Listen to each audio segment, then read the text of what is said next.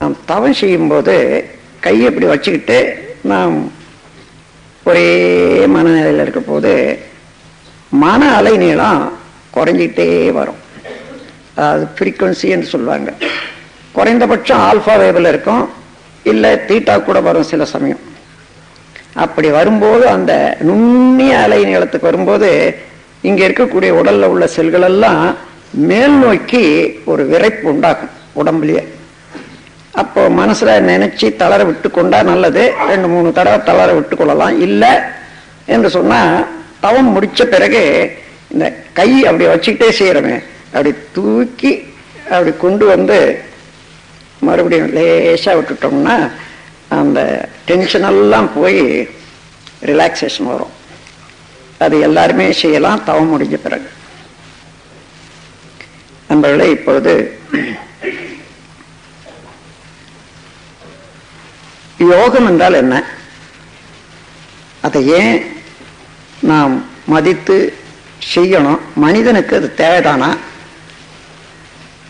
எப்படி யோகம் உதவி செய்யுது, அப்ப அந்த யோகத்துல குண்டலினி யோகம் என்பது தனியாக சொல்லப்படுது. இதற்கும் மற்றவர்களெல்லாம் சொல்லக்கூடிய யோகத்துக்கு என்ன வித்தியாசம்,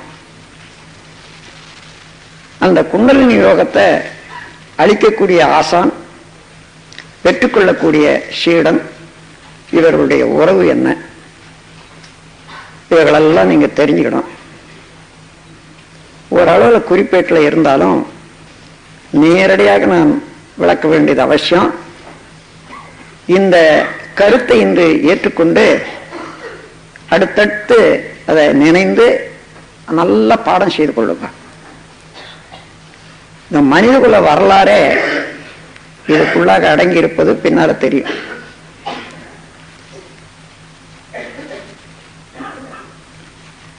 இப்போ இந்த உலகத்துல எத்தனை கோடி மக்கள் இருக்கிறாங்கன்னு பார்த்தா ஒவ்வொருத்தரும் ஒவ்வொரு விதமான குணங்கள். அப்ப என்ன வித்தியாசம்னு பார்க்கிற போது ஏன் அந்த வித்தியாசம் வந்தது என்றால், பிறந்தது முதல் கொண்டு இன்று வரையில செய்த செயல்கள், எண்ணிய எண்ணங்கள், அனுபவித்த அனுபவங்கள், அனுபவிக்க வேண்டும் என்று நினைந்த கற்பனைகள், இவ்வளவும் நம்மிடத்துல பதிந்து விட்டன. எப்படி பதிந்தது, எங்கே பதிந்தது என்பதெல்லாம் பின்னால வரக்கூடிய சப்ஜெக்ட்ஸ்ல எடுத்துக்கலாம். அந்த பதிவு ஒண்ணு. இந்த பதிவை பிராரப்த கர்மம் என்று சொல்வார்கள் நூலார். முக்கியமாக வடநூல்ல பிராரப்த கர்மம் என்று சொல்வார்கள். அப்போ நாம் பிறந்த பிறகு இத்தனை செயல்களை செய்துட்டோம். அதற்கு முன்ன பிறந்த போதே நம்ம இடத்துல எல்லாரிடத்திலும் ஒரு இருப்பு இருக்குது. அதுதான் சஞ்சித கர்மம் என்று பெயர். பெற்றோர்கள் வழியாக கருத்தொடராக வந்த பதிவு அது. இன்னும் சரியாக நாம் புரிந்து கொள்ளோமானா, சஞ்சித கர்மத்தின் அடிப்படையில தான் பிராரப்த கர்மம் ஓடிட்டே இருக்கு. அங்க வந்த ஒரு வண்டி அதே சக்கரம் சுழண்டுகிட்டே இருக்குது.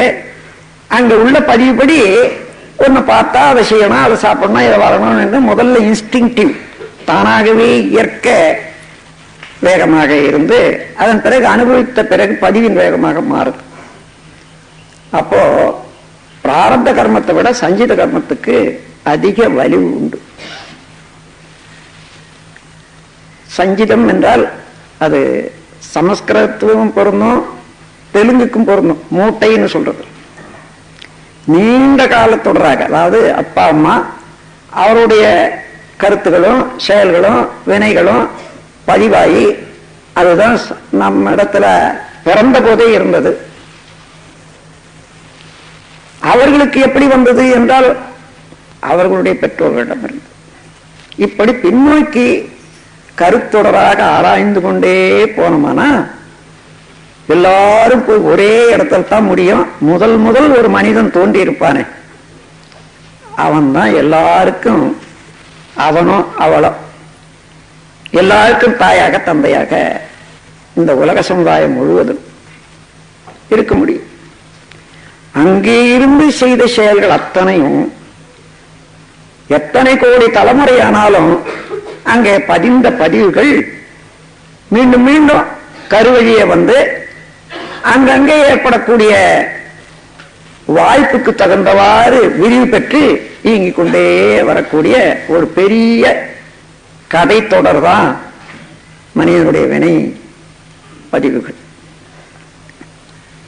இந்த வினைப்பதிவை சரியா கவனிக்க போனா, ஒரு தடவை நாம் எண்ணினோம் ஏதோ செய்தோம் என்ற இந்த உடல் காந்த சக்தி நிலையம், உயிர் சக்தியானது எப்பொழுதும் தன்னைத்தானே சுழற்றிக்கிட்டு இருக்கிறதுனால அதுல இருந்து விரிவு அலை வந்து உடல் முழுவதும் ஒரு திணிவை ஏற்படுத்தி, அந்த அலை திணிவு தான் ஜீவகாந்தம்னு சொல்றோம்.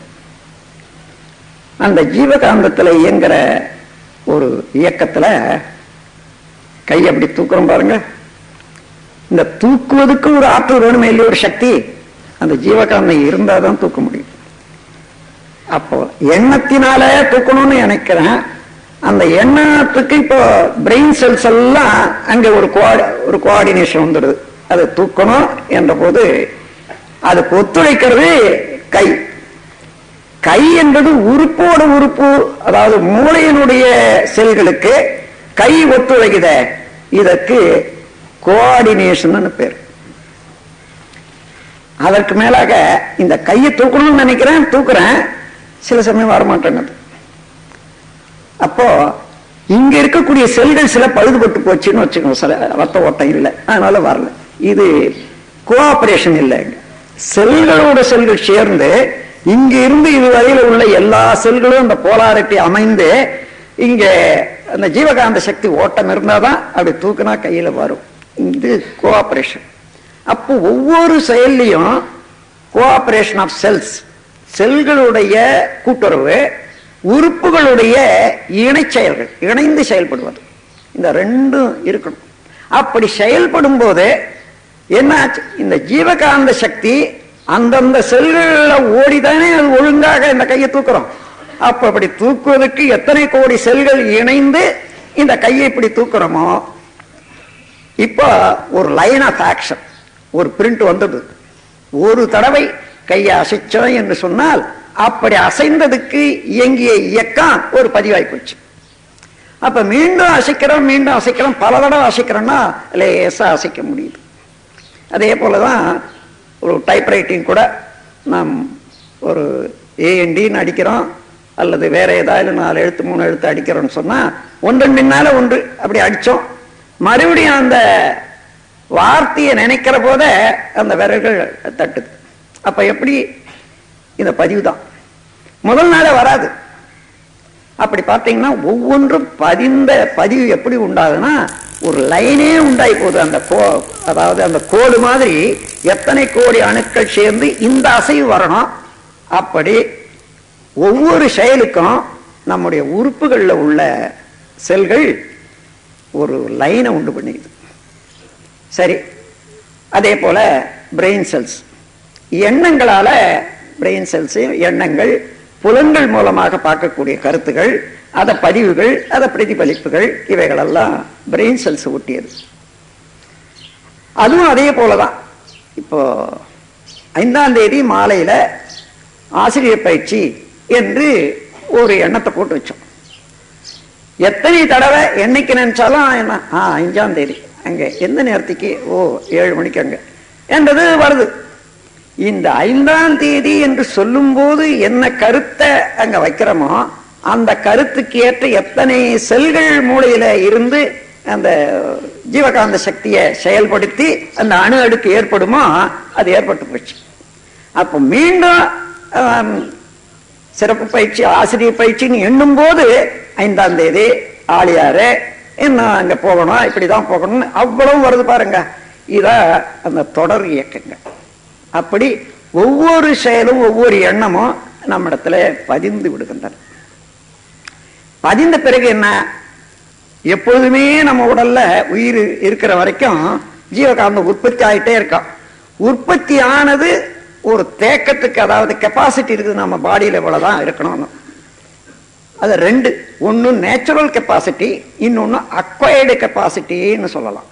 அதாவது இயற்கையாகவே ஒரு மனிதனுக்கு இவ்வளவுதான், இவ்வளவு காந்த சக்தி தாங்கும் என்றதற்கு. ஆனா நீங்க சேர்த்து சேர்த்து அதை செலவிடாத பழகி அதை சேர்த்து வைக்கக்கூடிய அளவுக்கு மன ஒருமை, மனதிடம், இவைகளெல்லாம் பயிற்சிகள் இவைகளால் வரும்போது அதை ஒரு 100க்கு 25 பங்கு 50 பங்கு கூட்டிக்கிறோம் பாருங்க. அந்த கூட்டினது நிலைக்க செய்வது அக்வயர்டு கெப்பாசிட்டி. அப்படி இல்லைன்னு வச்சுங்க, 100 இருந்தது நாம் செலவு பண்ணிட்டே இருக்கோம்னு சொன்னா 101 வந்த உடனே எரியாயிலும் செய்யலான்னுட்டு கை மனம் ஓடும். அந்த 101ல இருந்து 100க்கு வந்த பிறகுதான் நிற்கும். எக்ஸஸ் கொஞ்சம் வந்தாலும் அது தாங்குற சக்தி வராது. இதைதான் உணர்ச்சி பயம்